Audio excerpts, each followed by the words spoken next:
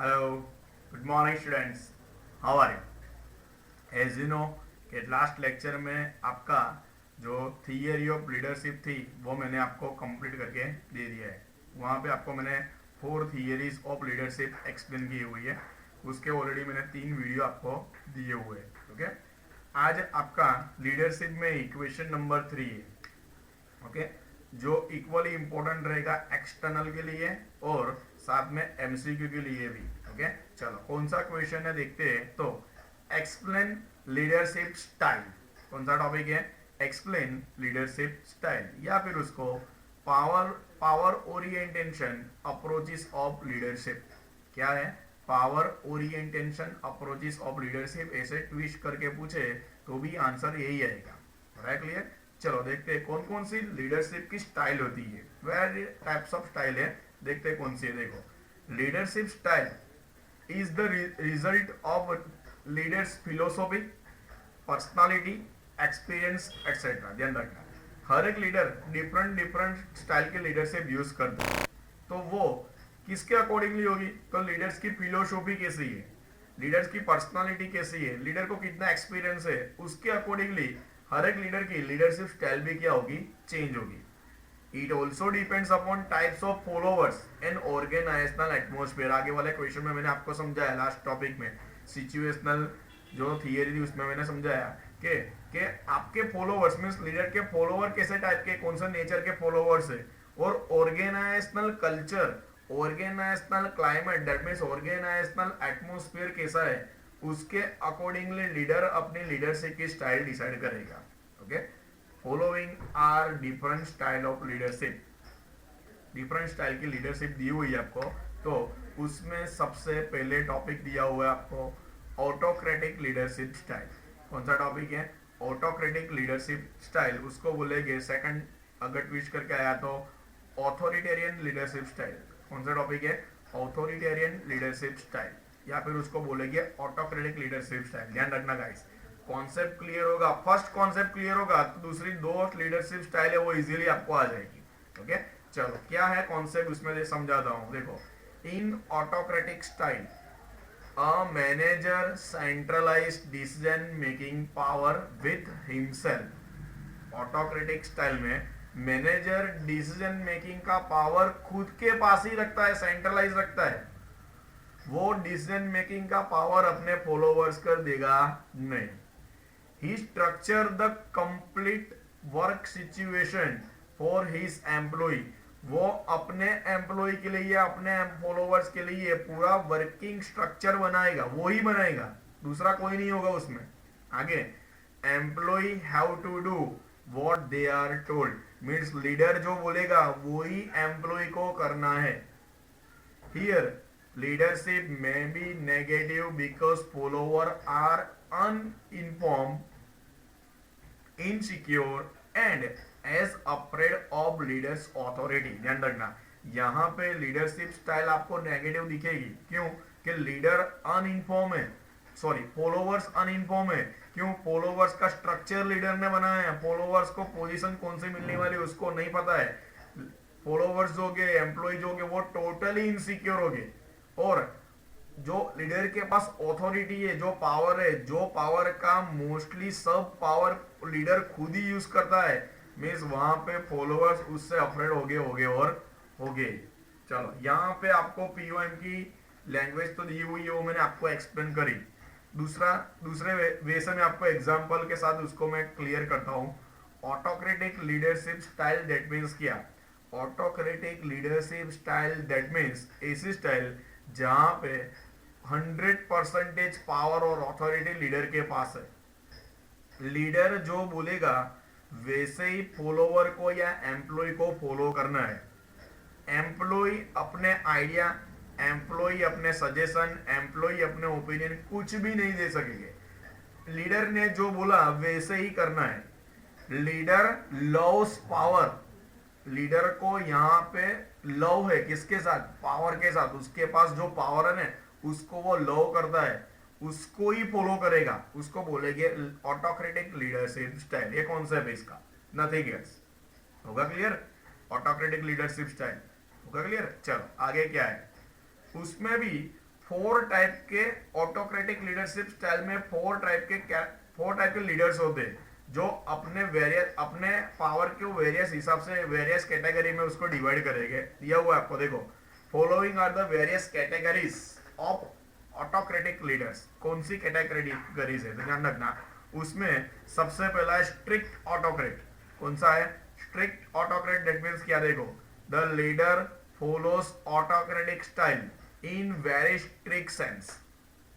He influences behavior of subordinate through negative techniques like criticizing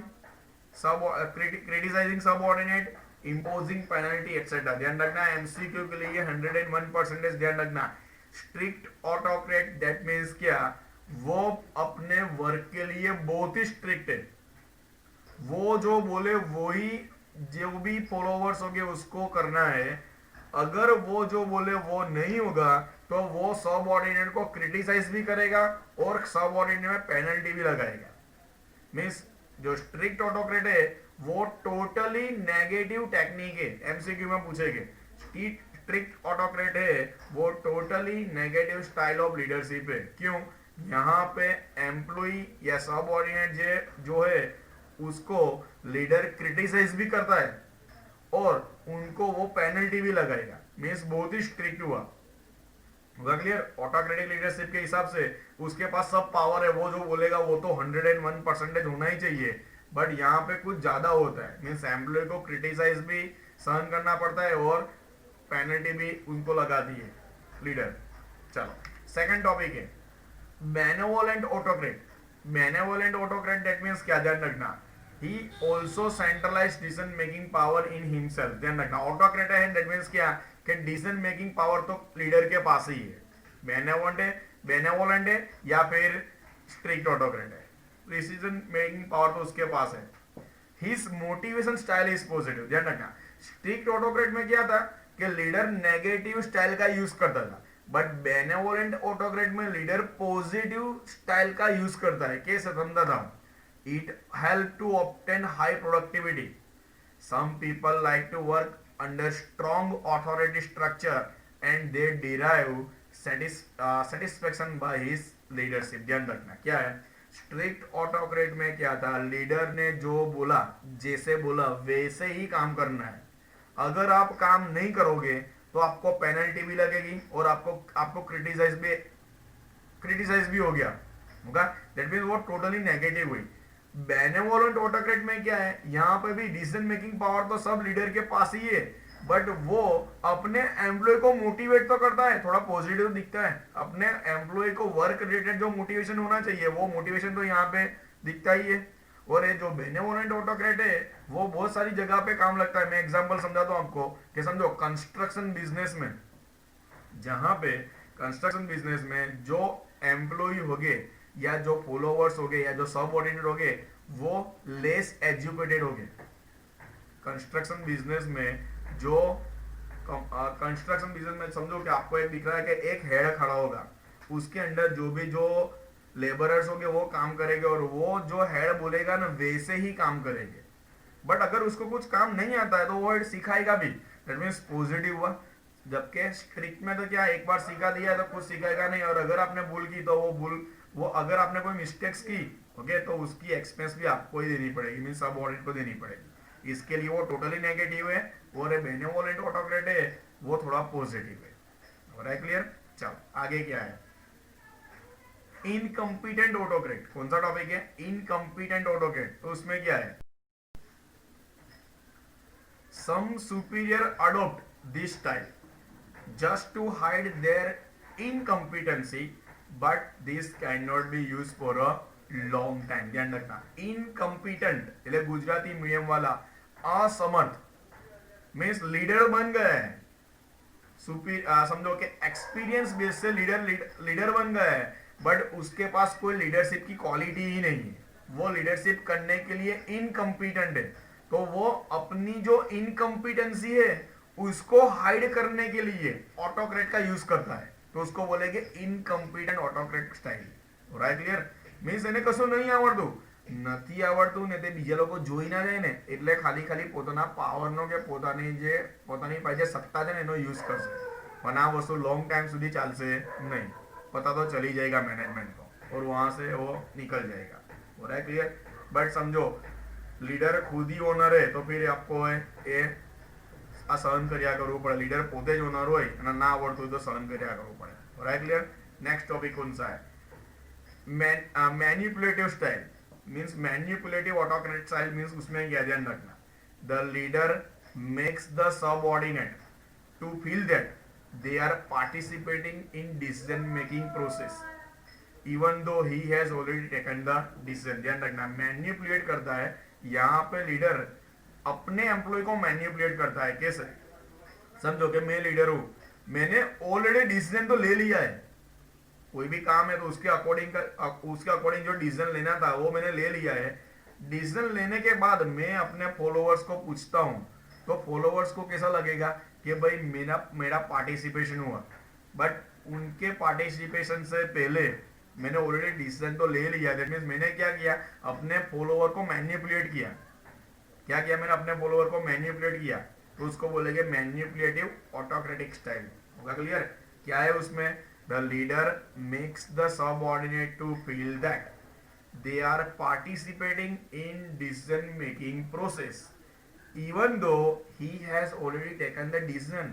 leader ने already decision ले लिया है, but आप मैनिपुलेट करते हो एम्प्लॉय को, अपने सबऑर्डिनेट को, कि भाई डिसीजन जो लिया ना उसमें आपकी पार्टिसिपेशन है, बट एक्चुअली में कोई पार्टिसिपेशन नहीं है। हो रहा है क्लियर? चलो आगे क्या है? अभी जो ऑटोक्रेटिक लीडरशिप स्टाइल है उसके एडवांटेज है, तो उसमें सबसे पहला एडवांटेज है it provides satisfaction to those employ who prefer to work under centralized authority structure and strict discipline। ध्यान रखना, ये जो ऑटोक्रेटिक स्टाइल है वो कहाँ पे प्रीफर होती है, तो जहाँ पे सेंट्रलाइज अथॉरिटी स्ट्रक्चर होता है और वो काम में स्ट्रिक्टली डिसिप्लिन रखनी पड़ती है। फॉर एग्जाम्पल मैंने आपको समझाया आगे भी, जो कंस्ट्रक्शन बिजनेस होगा उसमें जो सुपरवाइजर होगा वो जितने भी लेबरर्स होंगे ना उस पर स्ट्रिक्टली क्या करेगा, वो स्ट्रिक्टली डिसिप्लिन मेंटेन करवाएगा और जो वो बोलेगा वैसे ही काम करवाएगा। दैट मीन्स क्या? सेंट्रलाइज अथॉरिटी हुई। होगा क्लियर? आगे क्या है? It provide strong motivation and reward for the leader. Simple चीज है, ऑटोक्रेटिक है मीन्स जो लीडर बोलता है वही सब होता है। दैट मीन्स लीडर खुद स्ट्रांगली मोटिवेट होगा, उनको रिवॉर्ड मिलेगा। It permit very quick decision because most of decision are taken by single person. यहाँ पर डिसीजन मेकिंग भी बहुत फास्ट हो जाएगा। क्यों? कि लीडर खुद ही डिसीजन ले लेगा, उसको कुछ कोई को पूछने की जरूरत नहीं है, तो यहाँ पर डिसीजन मेकिंग प्रोसीजर भी क्या होगा? फास्ट हो जाएगा। तो ये आपके एडवांटेज है। जैसे एडवांटेज है वैसे डिसएडवांटेज भी होगा गाइस। डिसएडवांटेज का फर्स्ट टॉपिक क्या है? देखो, many people may not like strict और नेगेटिव मोटिवेशन स्टाइल। सिंपल चीज है, मैंने आपको बोला, समझो कि लेस एजुकेटेड पर्सन है तो इसको फॉलो करेंगे, ऑटोक्रेटिक स्टाइल उसको पसंद आएगी। बट समझो कि एजुकेटेड पर्सन है, एटलीस्ट 12th पास भी हुआ है ना, तो वो ऐसी लीडरशिप स्टाइल को क्या करेंगे, इससे वो टोटली डिमोटिवेट ही होगी। मीन्स उसको फॉलो नहीं करेंगे, वो जॉब छोड़ के चले जाएंगे। मीन्स बहुत सारे लोगों के ऐसे strict and negative motivation style को क्या करेंगे? डिसलाइक करेंगे। क्लियर? सेकंड टॉपिक है organization efficiency may be reduce because it create frustration, low morale and conflict among subordinates. ध्यान रखना, सिंपल चीज है कि अगर थोड़ा पढ़ा हुआ एम्प्लॉय है तो ऐसी स्टाइल से वो फ्रस्ट्रेट होगा, उसकी मोरल लो हो जाएगी, कॉन्फ्लिक्ट भी बढ़ जाएगी सबऑर्डिनेट के बीच में और सबऑर्डिनेट और लीडर के बीच में, तो उससे क्लियरली ऑर्गेनाइजेशन की जो एफिशिएंसी होगी वो रिड्यूस होगी। There is more dependence and less individually in the organization, so there is no development for leader in future. ध्यान रखना, यहाँ पे क्या है? मोर डिपेंडेंस एंड इंडिविजुअलिटी बढ़ जाएगी। मीन्स लीडर की खुद की डेवलपमेंट होगी, बट वो लीडर फ्यूचर के लिए डेवलपमेंट खुद को कर सकेगा नहीं, वो उसको जितना आता होगा ना वही काम करवाता रहेगा। मीन्स जो एक्वायर स्किल होनी चाहिए, एक्वायर नॉलेज होना चाहिए, वो उसको मिलेगा नहीं, तो वो कंपनी के लिए डिसएडवांटेज हुए। Clear? Means first leadership style थी ऑटोक्रेटिक लीडरशिप स्टाइल, वो डिटेल में मैंने आपको एक्सप्लेन कर दी। क्लियर? चलो सेकंड लीडरशिप स्टाइल कौन सी है? तो सेकंड लीडरशिप स्टाइल है आपकी पार्टिसिपेटिव लीडरशिप स्टाइल, या फिर उसको बोलेंगे डेमोक्रेटिक, या फिर उसको बोलेंगे कंसल्टेटिव स्टाइल। तीन नाम है उसके, पार्टिसिपेटिव, डेमोक्रेटिक और कंसल्टेटिव। ओके, पार्टिसिपेटिव तो आपको इजीली नाम पे से ही पता कॉन्सेप्ट क्लियर हो जाना चाहिए। पार्टिसिपेटिव मीन्स पार्टिसिपेशन, मीन्स क्या? कॉन्सेप्ट क्लियर करवा दो, एम्प्लॉय और लीडर दोनों पार्टिसिपेट होके अपना काम करते हैं, अपना वर्क स्ट्रक्चर बनाते हैं, उसको क्या बोलेंगे? पार्टिसिपेशन। चलो क्या देखते हैं, देखो in participative style there is mental and emotional involvement of the subordinate in decision making। ध्यान रखना, स्ट्रिक्ट ऑटोक्रेट में क्या था? डिसीजन मेकिंग अकेला खुद लीडर ही ले लेता था, बट पार्टिसिपेटिव स्टाइल में मेंटली एंड इमोशनली इन्वॉल्वमेंट है किसकी? तो सबऑर्डिनेट की। किस में? तो डिसीजन मेकिंग में। मीन्स कोई भी वर्क रिलेटेड डिसीजन लेना है तो लीडर अपने सबऑर्डिनेट के साथ में रह के डिसीजन लेगा। मीन्स डिसीजन लेने के लिए सबऑर्डिनेट और रिलेशन साथ में, सबऑर्डिनेट और लीडर है वो साथ में बैठ के डिसीजन लेते हैं। आगे क्या है? Participative leader decentralize his decision making process, जबकि ऑटोक्रेट में क्या था? सेंट्रलाइज था decision making process, but participative में क्या हुआ? डिसेंट्रलाइज।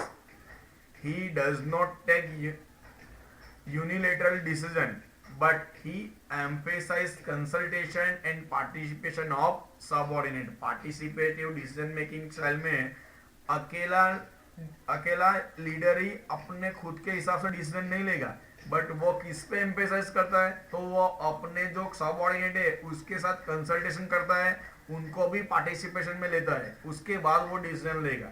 वो अकेला खुद डिसीजन नहीं लेगा जैसे ऑटोक्रेट होगा। क्लियर? मींस कॉन्सेप्ट क्लियर होगा। पार्टिसिपेटिव डिसीजन लीडरशिप में क्या है?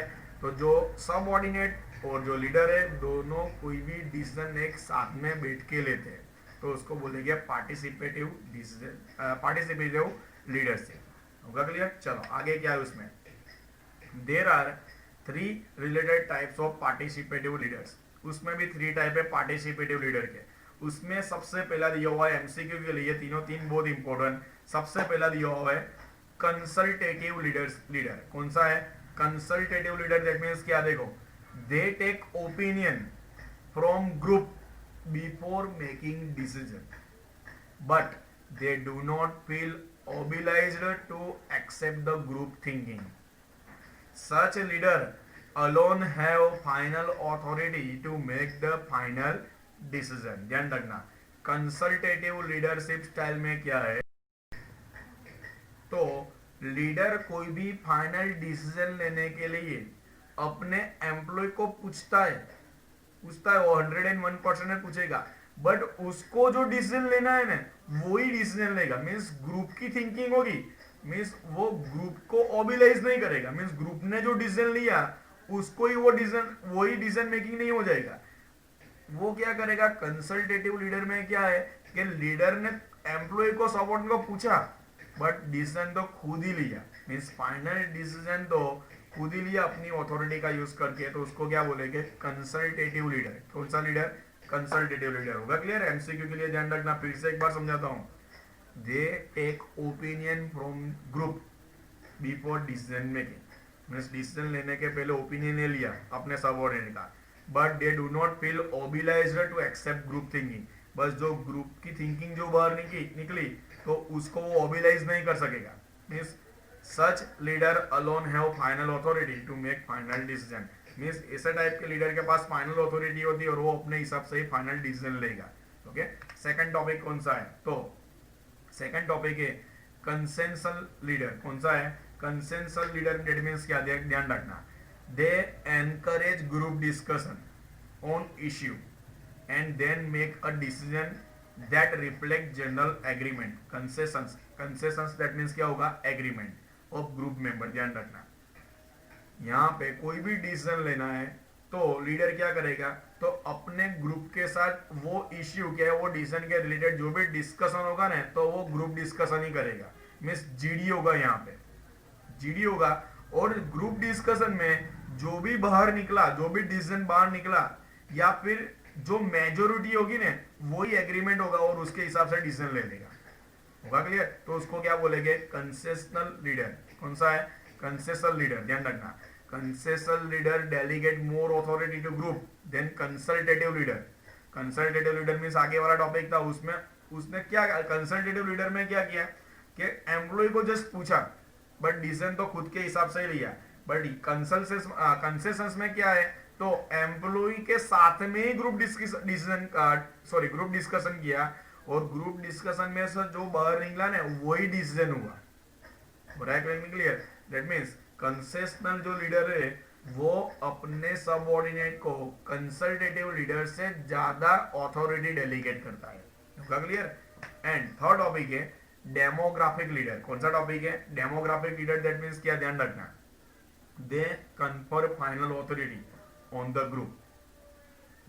They function as a collector of opinion and take vote before making a decision. They delegate full authority to subordinate. It is more relevant for community activity than setting. ध्यान रखना, demographic leader में क्या है, कोई भी decision लेना है तो 100% अथॉरिटी अपने सबऑर्डिनेट को डेलीगेट कर देना। मीन्स सबऑर्डिनेट जो डिसीजन लेके वो फाइनल होगा।